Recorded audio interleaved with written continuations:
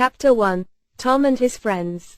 Tom, where are you? No answer. Where is that boy? When I find him, I'm going to. Aunt Polly looked under the bed. Then she opened the door and looked out into the garden. Tom, she heard something behind her. A small boy ran past, but Aunt Polly put out her hand and stopped him. Ah, there you are. And what's that in your pocket? Nothing, Aunt Polly, nothing. It's an apple. I can see it. Now listen, Tom, those apples are not for you, and I. Oh, Aunt Polly, quick.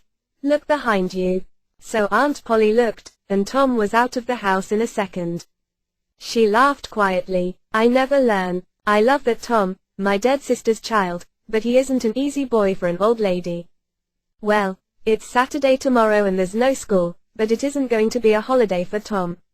Oh no, he's going to work tomorrow. Saturday was a beautiful day. It was summer and the sun was hot and there were flowers in all the gardens. It was a day for everybody to be happy. Tom came out of his house with a brush and a big pot of white paint in his hand. He looked at the fence. It was 3 meters high and 30 meters long. He put his brush in the paint and painted some of the fence. He did it again. Then he stopped and looked at the fence, put down his brush and sat down. There were hours of work in front of him and he was the unhappiest boy in the village. After 10 minutes Tom had an idea, a wonderful idea. He took up the brush again and began work. He saw his friend Joe Harper in the street, but he didn't look at him. Joe had an apple in his hand. He came up to Tom and looked at the fence.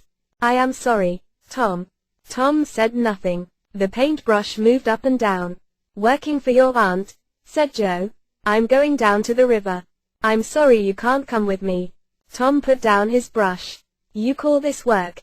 He said. Painting a fence, said Joe. Of course it's work. Perhaps it is and perhaps it isn't. But I like it, said Tom. I can go to the river any day. I can't paint a fence very often. Joe watched Tom for about 5 minutes. Tom painted very slowly and carefully. He often stopped, moved back from the fence and looked at his work with a smile. Joe began to get very interested, and said, Tom, can I paint a little? Tom thought for a second. I'm sorry, Joe. You see, my aunt wants me to do it because I'm good at painting. My brother Sid wanted to paint, too, but she said no. Oh, please, Tom, just a little. I'm good at painting, too. Hey, do you want some of my apple? No, Joe, I can't. Okay, you can have all my apple. Tom gave Joe the brush. He did not smile, but for the first time that day he was a very happy boy. He sat down and ate Joe's apple. More friends came to laugh at Tom, but soon they all wanted to paint, too.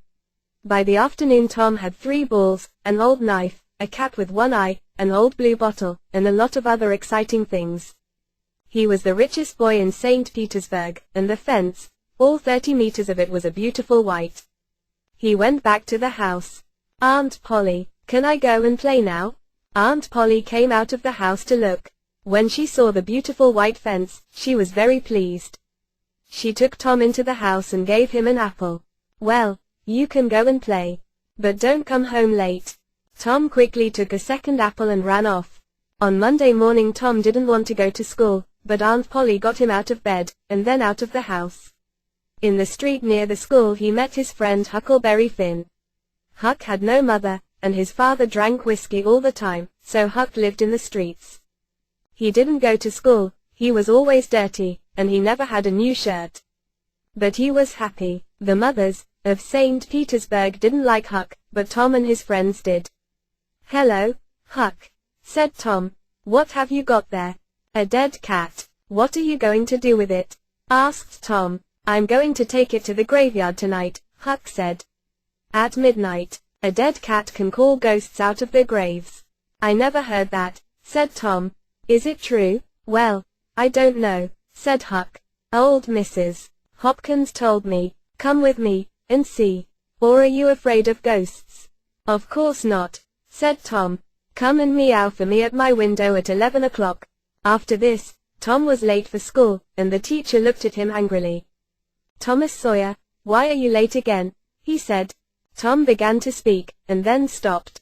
There was a new girl in the schoolroom, a beautiful girl with blue eyes and long yellow hair.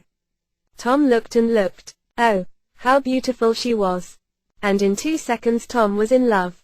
He must sit next to her.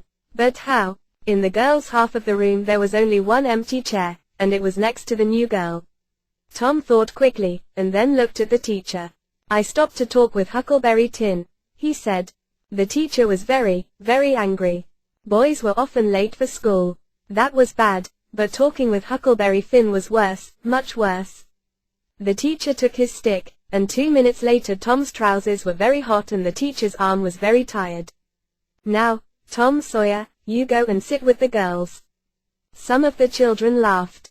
Tom walked to the chair next to the new girl, sat down and opened his book. The other children began to work again. After 10 minutes, the girl looked up.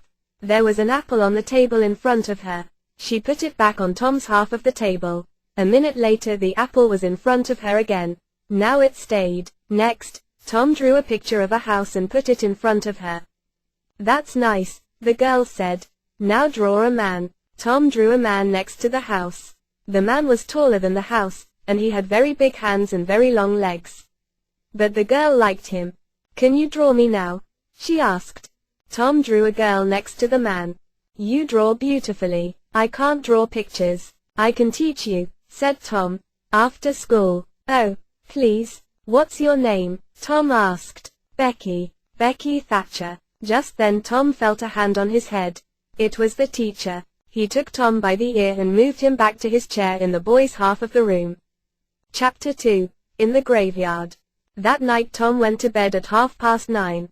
He waited for Huck's meow, and at 11 o'clock it came. He climbed quietly out of the bedroom window, and then he and Huck walked out of the village with the dead cat. The graveyard was on a hill, about a mile from St. Petersburg. When the boys got there, they put the dead cat on a grave, and sat down behind some trees. They watched, and waited. It was very dark, and very quiet. Do you see that new grave there? Whispered Huck. That's Hoss Williams' grave, he died last week. Perhaps he can hear us, Tom whispered back. Do you think he can, Huck? I don't know, but Shush. Oh, Tom, what is it? Shush, whispered Tom. I can see something. Look. Huck moved nearer to Tom. Ghosts, he said. 3 of them. They're coming here, Tom. Oh, let's go home. They can't see us, Tom whispered. Not here. Ghosts can see through trees, said Huck unhappily. They can see through everything. The ghosts moved quietly through the graveyard and came nearer to the trees. Huck and Tom watched, very afraid.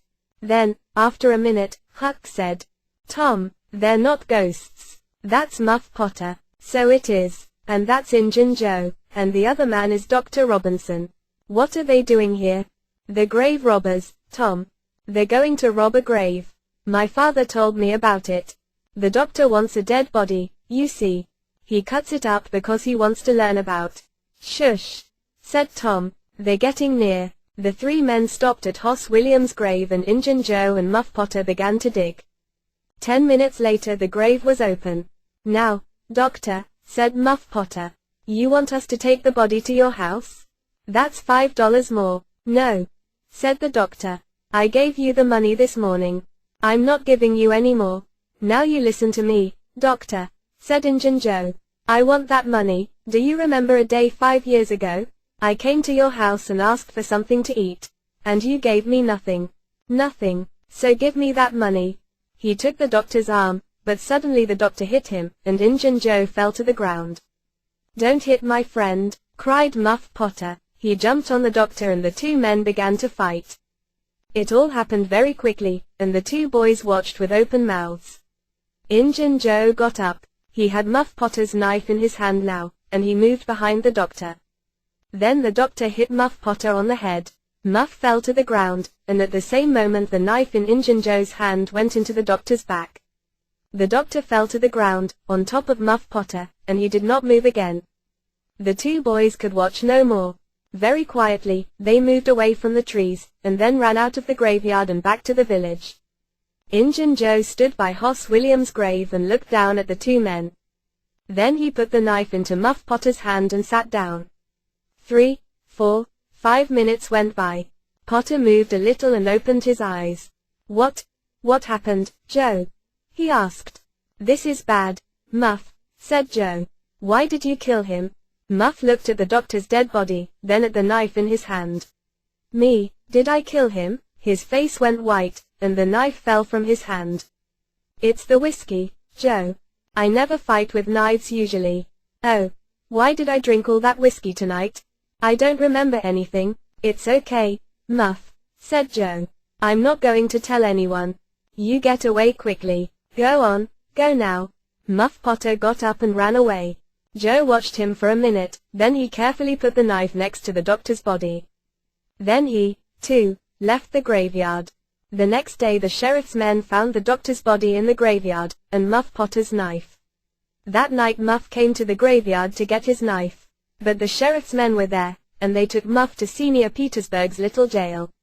And there Muff sat for 4 weeks, and waited for his trial. Tom and Huck could not forget that night in the graveyard. They were very unhappy, and very afraid. What are we going to do? Said Tom. Muff Potter didn't kill the doctor, Injun Joe did. We saw him. I know, Huck said. But what can we do? We can't tell anyone. I'm afraid of Injun Joe. He's dangerous. And he's a killer. Do you want a knife in your back? Yes. I'm afraid of him, too, Tom said. He thought for a minute. I'm sorry for Muff Potter, but you're right, Huck. We can't tell anyone about Injun Joe. Chapter 3, on Jackson's Island. The summer holidays came, and there was no school. Tom didn't want to think about Muff Potter and Injun Joe, but it wasn't easy. At night, when he was in bed, he saw Injun Joe's face in the dark, and he couldn't sleep. But he couldn't talk to anyone about it. One hot summer's day he and Joe Harper were down by the Mississippi River. They sat and watched the boats, and fished and talked. Let's get away from here, said Tom, suddenly. Let's go and do something exciting somewhere. Okay, said Joe. But what? And where? I know, Tom said. Let's run away. Let's go and live on Jackson's Island. We can sleep out, under the trees. Jackson's Island was in the Mississippi, 3 miles south of St. Petersburg. Nobody lived there. Let's ask Huck Finn, too, said Tom.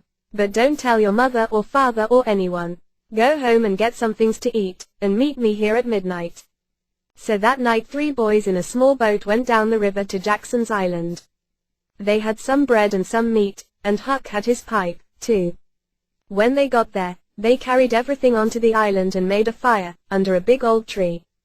Then they cooked some of the meat over the fire, and oh, that meat was good, the best dinner in the world. Soon, they stopped talking, their eyes closed, and they slept. The next morning Tom woke up with the sun on his head and a smile on his face. Then Huck and Joe woke up, and the 3 boys ran down to the river to swim. After that, they fished, and soon they had about 6 big fish for their breakfast. They cooked the fish on their fire and ate them all. They were very hungry. That, said Joe happily, was a wonderful breakfast. After breakfast they walked through the island, swam some more, talked, fished, and swam again. They came back to their fire in the afternoon. Suddenly, Tom looked up and said, "Listen. Can you hear boats?" They listened, and then ran across the island to look down the river. There were 20 or more boats on the water. Every boat in St. Petersburg was out. "What are they doing?" asked Joe. "They're looking for a dead body, I think," said Huck. "They did that last summer when Bill Turner fell in the river and drowned." "Who's dead, do you think?" asked Joe. The boys watched the boats. Suddenly, Tom cried, "I know who's dead. It's us. They're looking for us." This was wonderful. Tom looked at his friends. "We're famous," he said. "Everybody in St. Petersburg is talking about us. And they all feel sorry for us." Night came, and the boys went to sleep. But Tom did not sleep, and when morning came, he wasn't there. "Huck, where's Tom?" cried Joe. "I don't know," Huck began, "but, look. There he is. He's swimming across to the island now. Hey, Tom." At breakfast Tom told his story.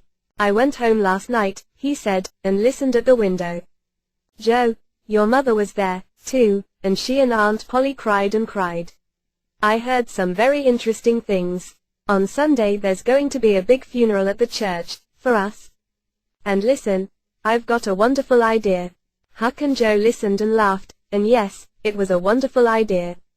That night the boys cooked some more fish, and after dinner Huck got out his pipe and began to smoke. Can we smoke, too? Asked Tom. I want to learn. So Huck made pipes for Tom and Joe, and the three boys sat and smoked. Hey, I like smoking, said Tom. It's easy. It's nothing, said Joe. I'm going to smoke every day. But after 10 minutes Tom and Joe got quieter and quieter and their faces went an interesting color. I'm going for a little walk now, said Tom. He stood up, carefully, and walked away into the trees.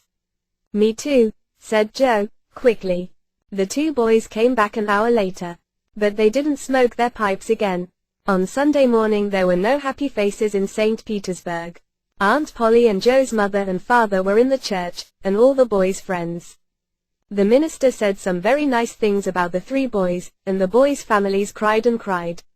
Everybody cried, and little Becky Thatcher did not stop crying for 1 second. There was a small noise at the back of the church, but at first nobody heard it. Then the minister looked up and suddenly stopped speaking. Everybody turned to look. Their mouths opened, and stayed open. And into the church came the three dead boys, Tom first, Joe next, and then Huck. For a second nobody moved or spoke, and then the noise began. Aunt Polly and Joe's mother ran to the boys, and took them in their arms. Aunt Polly cried, and laughed, and cried again. Oh, Tom, she said, you're a bad boy, but I love you. Suddenly, the minister called out, oh, happy days. Sing, good people of St. Petersburg. Sing and be happy, and everybody sang, and smiled, and laughed for a long time. It was St. Petersburg's happiest funeral. The weeks went by, and the judge came to St. Petersburg. On the day before Muff Potter's trial, Huck and Tom met in the street near Tom's house. Huck was unhappy. Tom, you didn't tell anyone about, you know? No, I didn't. But Huck, what about Muff? People are saying he's the killer. And he's going to die. But we can't tell anyone about Injun Joe, said Huck. I don't want to die, too. Do you? No.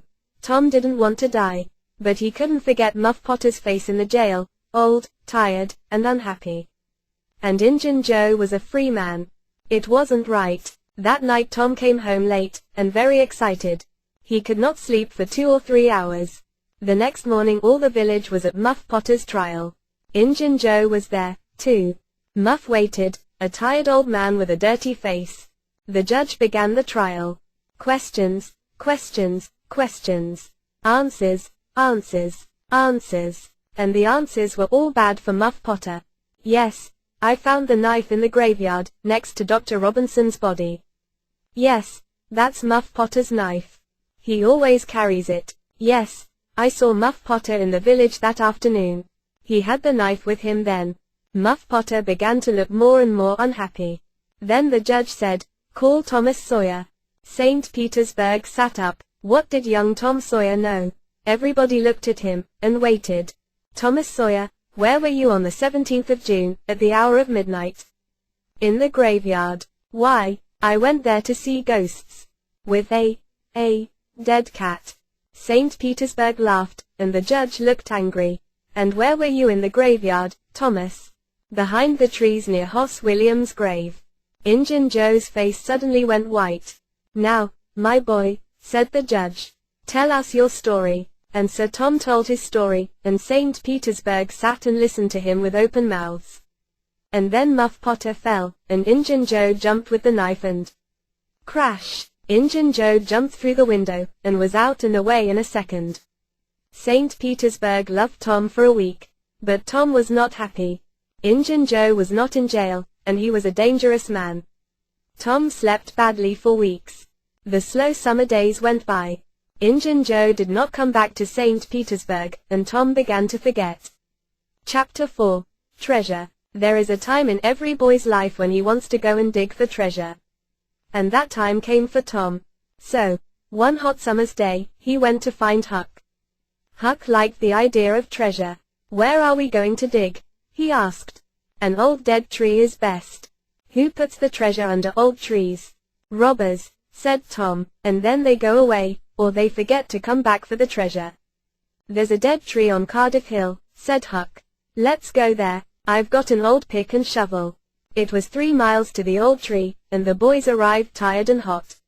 They dug for an hour or two, but they didn't find any treasure. Then they stopped, and Tom looked down at an old house at the foot of the hill. Hey, look, he said. Nobody lives in that old house. Let's go there. Old houses are always good for treasure. Good for ghosts, too, said Huck. They took the pick and shovel with them, went down the hill, and into the old house. They looked in all the rooms downstairs, and then went upstairs. But there was no treasure, and no ghosts. Then they heard a noise. Shush, said Tom, suddenly. What's that? Ghosts, whispered Huck. There were holes in the floor, and through them the boys could see into the rooms downstairs. No, Tom whispered. It's 2 men, one is the old Spaniard. He came to live in the village last week. I don't know the other man. Shush, let's listen to them. The 2 men sat down on the floor. The Spaniard had a green hat and long white hair, the other man was small and dark. He took out a bag and began to open it. It's hot in here, the Spaniard said.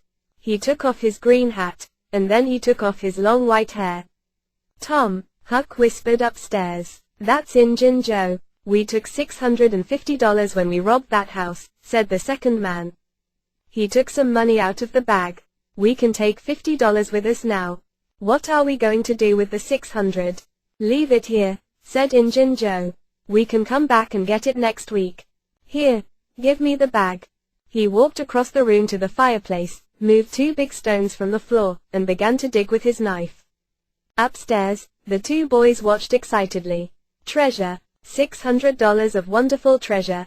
Injun Joe stopped digging. Hello, what's this? He said. There's something here. It's an old box. The 2 men got the box out and opened it.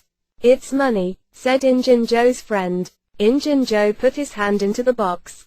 There are thousands of dollars here, he said, and the 2 men looked at the money with happy smiles. But who? Began Injun Joe's friend.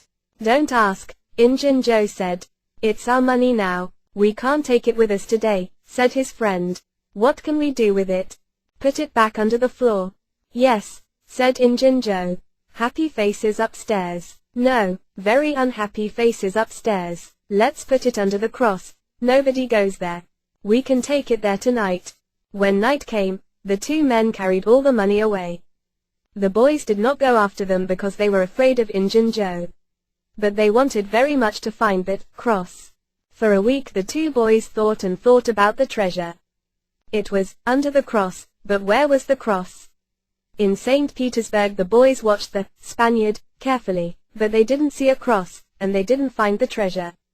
Chapter 5, In the Cave. The next Saturday was Becky Thatcher's birthday, and all Becky's friends were very excited. It's going to be a wonderful day, Becky told Tom.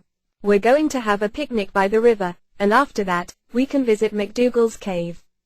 So in the morning, a big boat took Becky, Tom, and all their friends down the river. There were some older children on the boat too, but all the mothers and fathers stayed at home. Picnics are better without them. And it was a very happy, noisy picnic. After the picnic, the children took out their candles, and ran up the hill. To the cave. The mouth of the cave was dark, and some of the children were afraid at first. But caves are exciting, so in the end everybody went in. McDougal's cave was very, very big, with hundreds of tunnels and rooms. The tunnels went up, down, and into the hill for miles. You could walk for days in McDougal's cave. Nobody knew all the cave, but many people knew the tunnels near the door. You could play all day in these tunnels. Tom, of course, knew them well. For hours the children walked and ran through the cave, up and down the tunnels, in and out of the rooms. In the evening they came out, and walked down the hill to the boat, tired but happy. When the boat arrived back in St. Petersburg, it was dark. Huck Finn saw the boat, but he did not know about the picnic. He did not go to birthday picnics, of course, because the mothers of St. Petersburg did not like him. But tonight Huck was only interested in treasure, Injun Joe's treasure. Injun Joe was in an old building by the river, and Huck waited in the street near the building. Perhaps, he thought, Injun Joe's cross is in there. And the box of money. I must wait and watch. I can tell Tom about it tomorrow. But Injun Joe didn't come out. At midnight it began to rain, and Huck waited all night in the cold street. In the morning he could not move and he could not speak. He felt cold, then hot, then cold, then hot again. Mrs. Douglas, a woman from the church, found him in the street. She took him to her home and put him to bed. And there he stayed for 2 weeks. He was very ill, and so he did not hear about Tom and Becky. But on Sunday morning all St. Petersburg knew about Tom and Becky, because they were not on the boat when it came back to the village. Where were they? Were they lost in the cave? And were they alive, or dead? At first Tom and Becky played with their friends in the cave. Then Tom wanted to go down a new tunnel, and Becky went with him. They walked and talked, and went into a second tunnel, then a third. Sometimes Tom put a mark with candle smoke on the tunnel wall. He wanted to find the mouth of the cave again. Then they came out of the tunnels into a big room. There were hundreds of bats in this room, and the candles woke 'em up.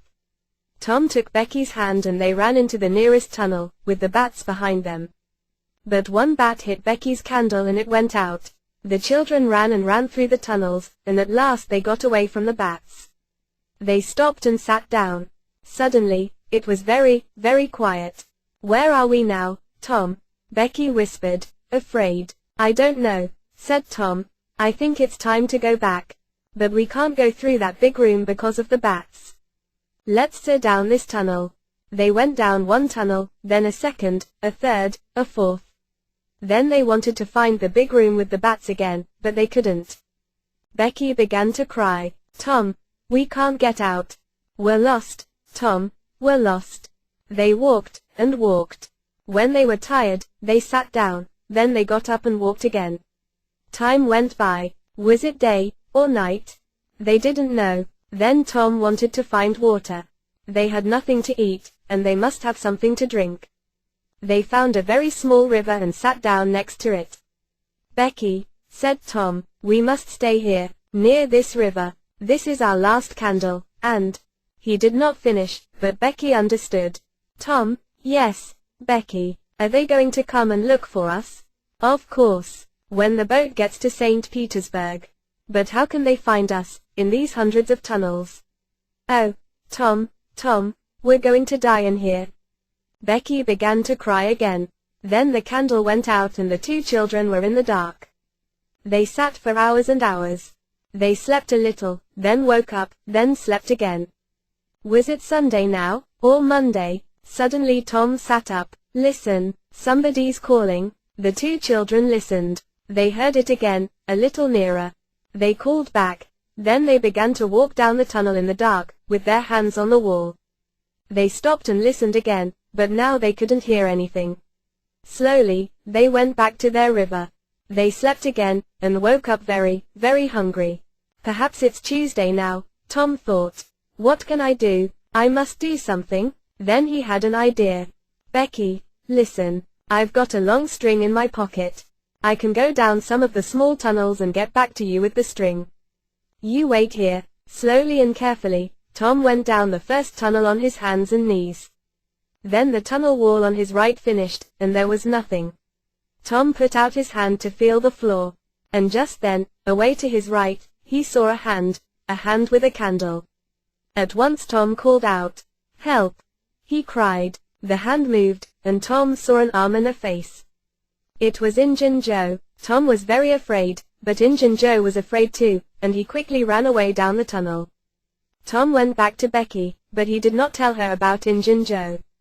Tom waited for an hour, then went into a different tunnel with his string. Then a third tunnel. It was Tuesday evening, and St. Petersburg waited. Many of the villagers were in the cave, and they looked for the children day and night. But they heard nothing, saw nothing, and found nothing. Then, late that evening, there was a sudden noise in the streets. People began to run to the Thatcher's house. They're here. Becky and Tom are here. Most of the village came to listen to Tom's story. It was in the 6th tunnel, he told them. I went to the end of my string, and suddenly, I could see daylight. There was a little hole in the cave wall. I put my head out, and there was the river, right under my nose. I went back and got Becky, and we climbed out through the hole. Then we stopped a boat on the river. We were 5 miles from the mouth of the cave. Tom was very tired after his 3 days in the cave, and he went to bed and stayed there for 2 days. He heard about Huck and went to see him on Sunday, and then every day. But Mrs. Douglas was always in the room. You can just say hello, she told Tom, and then you must go. Huck is very ill, and he needs to sleep. So Tom could not talk about anything exciting, and he could not tell Huck about Injun Joe. One day, about 2 weeks after the picnic, Tom was in Becky's house, and her father came in. "Well, Tom," Mr. Thatcher said, "would you like to go back to the cave again, one day?" "I'm not afraid of that cave," said Tom. Mr. Thatcher laughed. "There are a lot of people like you, Tom. But nobody's going into the cave again. There are big doors across the cave mouth now, and nobody can open them." Tom's face went white. "But Mr. Thatcher, Injun Joe's in that cave." An hour later, 50 men were at the cave and they opened the doors. Injun Joe was on the ground, dead, his face to the door and his knife in his hand. Chapter 6, Under the Cross. The day after Injun Joe's funeral, Huck was out of bed. He and Tom walked slowly out of the village. They had a good, long talk, and Huck heard all about the picnic, the cave, and Injun Joe. "We're never going to find the money now," said Huck. "Huck," said Tom, "the money isn't in St. Petersburg. It's in the cave." "I know it is. Why was Injun Joe in the cave?" "Because he took the box of money there." "Right." Huck looked excited. "Say that again, Tom." "The money's in the cave. And we can get to it easily. Let's go there now. I've got some candles and a long string. We can take a boat and put it back later."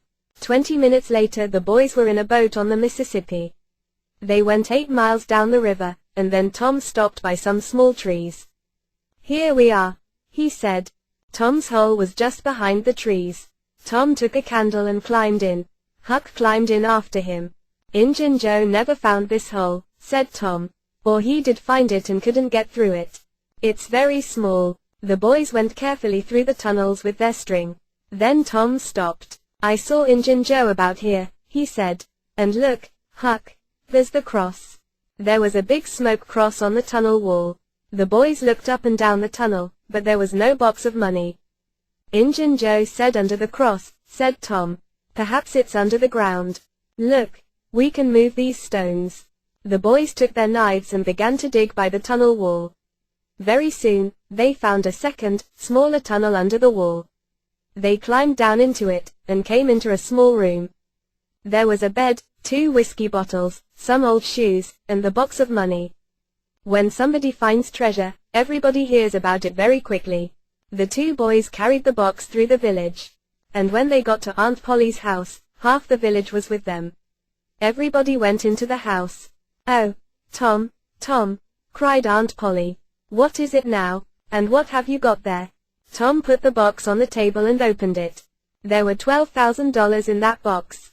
And suddenly, Tom Sawyer and Huckleberry Finn were the richest people in St. Petersburg.